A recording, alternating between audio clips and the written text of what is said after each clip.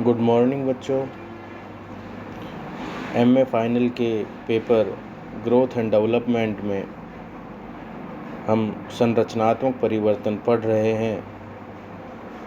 गत कक्षाओं में हमने संरचनात्मक परिवर्तन का अर्थ, प्रक्रिया पढ़ी और यह पढ़ा कि किन किन क्षेत्रों में परिवर्तन होते हैं।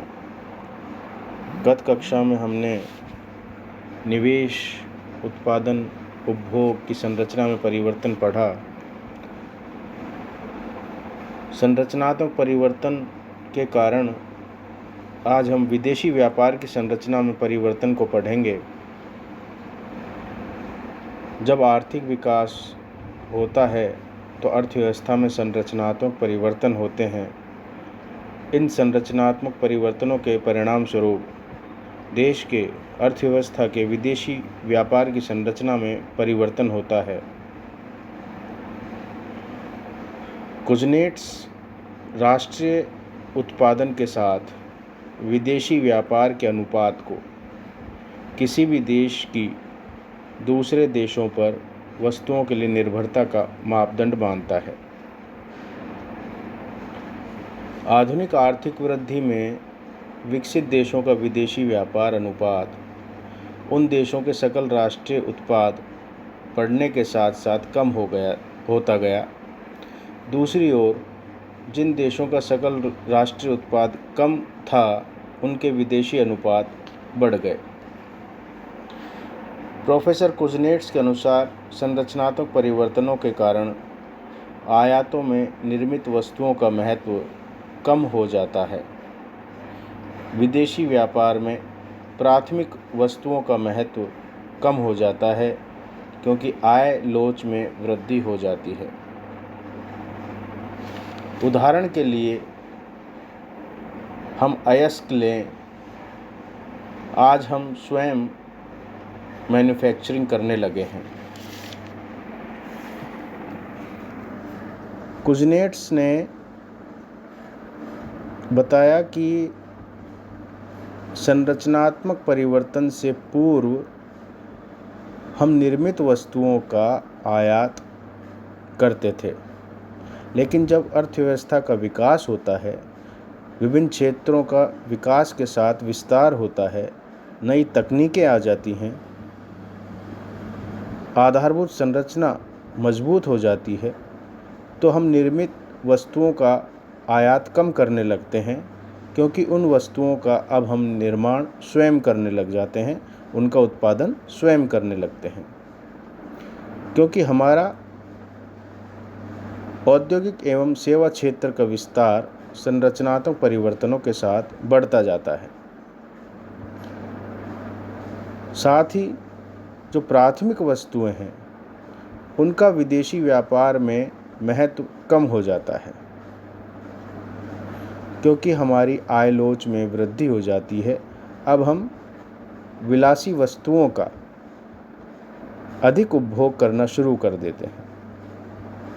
इस प्रकार प्रोफेसर कुज़नेट्स विदेशी व्यापार की संरचना में आयात निर्यात एवं आयात निर्यात की जाने वाली मदों के आधार पर परिवर्तन को स्पष्ट करते हैं।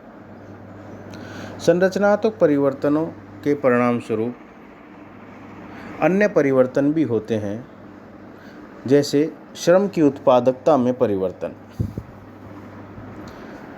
इसके अंतर्गत श्रम उपकरणों में वृद्धि होती जाती है और धीरे धीरे श्रम मानवीय पूंजी बनता चला जाता है।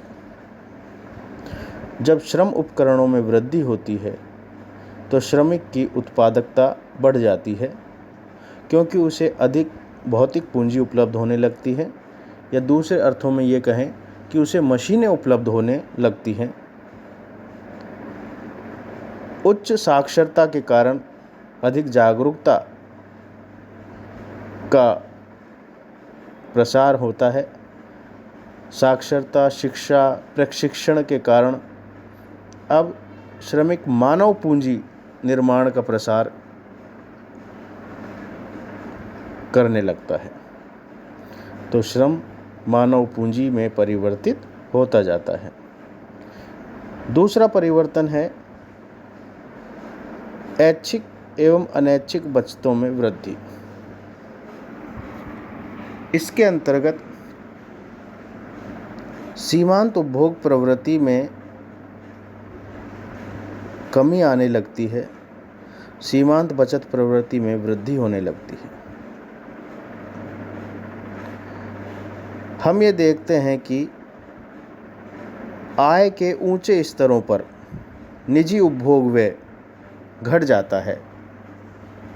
निजी उपभोग व्यय के घट जाने के कारण सीमांत उपभोग प्रवृत्ति में कमी आने लगती है।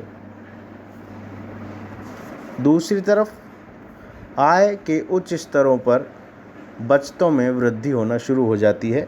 इसलिए हम कह सकते हैं कि सीमांत उपभोग प्रवृत्ति आय के उच्च स्तरों पर घटने लग जाती है और सीमांत बचत प्रवृत्ति आय के उच्च स्तरों पर बढ़ने लग जाती है, अर्थात उच्च आय स्तरों पर बचत अंतराल उत्पन्न होने लगता है।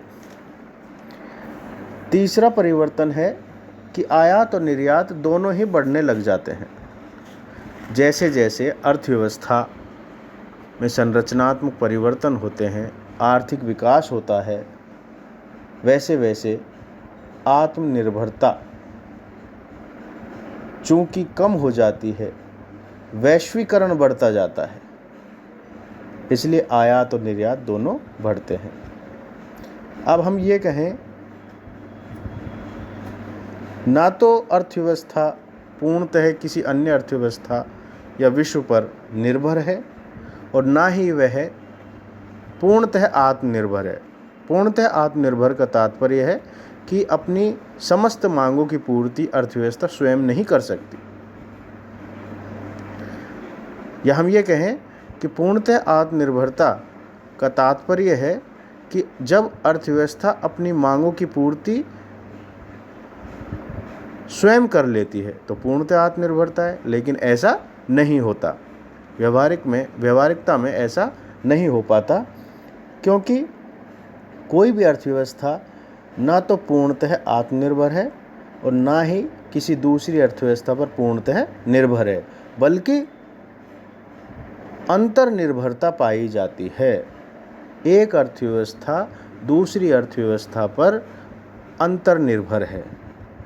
इसलिए संरचनात्मक परिवर्तनों के परिणाम स्वरूप अर्थव्यवस्था के आयात और निर्यात दोनों ही बढ़ने लग जाते हैं और अर्थव्यवस्था विश्व अर्थव्यवस्था का अभिन्न अंग बनती जाती है। चौथा परिवर्तन है जनसांख्यिकीय परिवर्तन। जनसांख्यिकीय परिवर्तन के अंतर्गत मृत्यु दर में कमी आने लगती है और जन्म दर में कमी आने लगती है। मृत्यु दर में कमी इसलिए आने लगती है क्योंकि सेवा क्षेत्र का विस्तार होता है, जैसे चिकित्सा सेवाओं का, आधारभूत संरचनाओं का, स्वास्थ्य सुविधाओं का, पोषक तत्वों का, साक्षरता का। दूसरी ओर जन्म दर में भी कमी आने लगती है, क्योंकि लोग शिक्षित हो जाते हैं, शिक्षा का प्रसार होने लगता है, तो मृत्यु दर एवं जन्म दर दोनों में कमी आने लगती है। दूसरा जनसांख्यिकीय परिवर्तन होता है आश्रित जनसंख्या का भाग गिरता जाता है। यूथ डिपेंडेंसी रेशो YDR, आश्रित जनसंख्या जो कोई काम नहीं करती लेकिन कार्यशील जनसंख्या पर निर्भर रहती है। संरचनात्मक परिवर्तन के परिणाम स्वरूप प्रत्याशित आयु बढ़ने लग जाती है। चूंकि चिकित्सा सुविधाएं और अन्य सुविधाएं बढ़ जाती है, इसलिए प्रत्याशा आयु के बढ़ने से मृत्यु दर भी घटने लग जाती है। इस प्रकार संरचनात्मक परिवर्तन से कुछ अन्य परिवर्तन हमने देखे। अब आर्थिक विकास के साथ साथ जो संरचनात्मक परिवर्तन होते हैं उनमें अनेक बाधाएं आ जाती हैं। उन बाधाओं में पहला है प्रशासनिक राज्य। अर्थव्यवस्था में सामंतवादी व्यवस्था है जो परिवर्तनशीलता का विरोध करते हैं।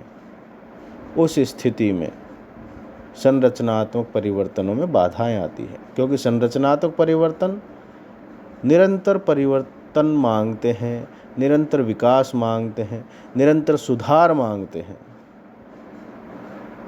यदि राजनेताओं एवं प्रशासनिक अधिकारियों में भ्रष्टाचार का गठबंधन है जो कि यथावत रखने में विश्वास करते हैं, परिवर्तनों का विरोध करते हैं, तो संरचनात्मक परिवर्तन में एक बाधा उत्पन्न हो जाती है। दूसरी बाधा है उद्यम का अभाव, यानी कि साहस का अभाव।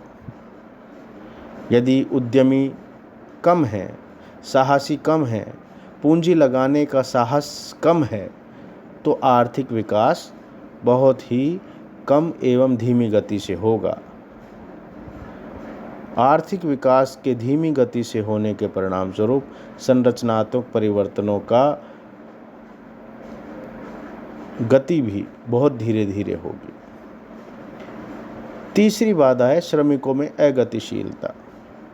सामान्यतः विकासशील एवं अल्प विकसित देशों में हम पाते हैं कि श्रमिक एक स्थान से दूसरे स्थान पर कार्य करने के लिए कम गतिशील होते हैं। उनका लगाव अपने जन्म स्थान पर ज़्यादा रहता है। इसलिए श्रमिकों में अगतिशीलता के पाए जाने के कारण आर्थिक विकास तेज गति से नहीं हो पाता है। चौथा है अपर्याप्त आधुनिक संस्थाएं। आधुनिक संस्थाएं जैसे संस्थागत ढांचा अपर्याप्त हो, शिक्षा संस्थाएं अपर्याप्त हो, स्वास्थ्य सेवाओं की संरचनाएं अपर्याप्त हो। यदि ये संस्थाएं अपर्याप्त हैं, रोजगार देने की संस्थाएं अपर्याप्त हों, निवेश करने के लिए वित्तीय संस्थाएं अपर्याप्त हों, बचत संस्थाएं अपर्याप्त हों, तब संरचनात्मक परिवर्तन तेज गति से नहीं हो पाते हैं। पांचवा संरचनात्मक परिवर्तन में जो बाधा है वह एकाधिकारी लाभ। हम जानते हैं कि निजी उद्यमी एकाधिकारी लाभ से वंचित नहीं होना चाहता। वह चाहता है कि अधिकाधिक लाभ वह स्वयं ही प्राप्त करे, अन्य को प्राप्त न हो। चूंकि वह इस एकाधिकारी लाभ से वंचित नहीं होना चाहता, इसलिए संरचनात्मक परिवर्तनों का विरोध करता है। अर्थव्यवस्था को परंपरागत अर्थव्यवस्था में ही मानकर उसका समर्थन करता है। इस प्रकार संरचनात्मक परिवर्तनों में अनेक बाधाएं आती हैं जो कि आर्थिक विकास के साथ साथ संरचनात्मक परिवर्तनों को रोकती है। अब यह भी एक महत्वपूर्ण तथ्य है कि संरचनात्मक परिवर्तन समरूपी हो, यह आवश्यक नहीं है। समरूपी अर्थात सभी देशों में समान रूप से हो। संरचनात्मक परिवर्तन सभी देशों में समान रूप से हो, यह आवश्यक नहीं है। कोई देश उच्च कृषि उत्पादक देश हो सकता है, वहाँ प्राथमिक क्षेत्र निर्यात प्रधान हो सकता है, जैसे Denmark, New Zealand, Argentina, Ireland, Australia. कुछ व्यापार वाणिज्य के कारण प्रगतिशील राष्ट्र हो सकते हैं, जैसे हांगकांग, सिंगापुर, आदि। तो इस प्रकार से हम कह सकते हैं कि संरचनात्मक परिवर्तन सभी देशों में एक जैसे हों, समरूपी हों, यह आवश्यक नहीं है।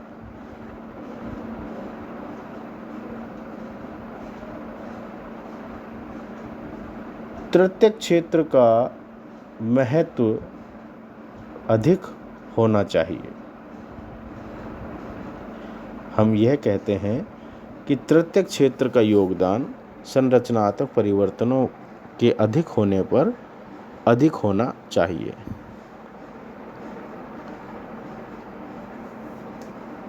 जहां आय अधिक है। लेकिन अर्जेंटीना, उरुग्वे, चिली, जमैका में इसका महत्व बहुत ज़्यादा है। भारत निम्न आय वाला देश है, लेकिन तृतीय क्षेत्र तेजी से विकास कर रहा है। अतः संरचनात्मक परिवर्तन समरूपी हो, यह आवश्यक नहीं। कुछ अपवाद भी हो सकते हैं।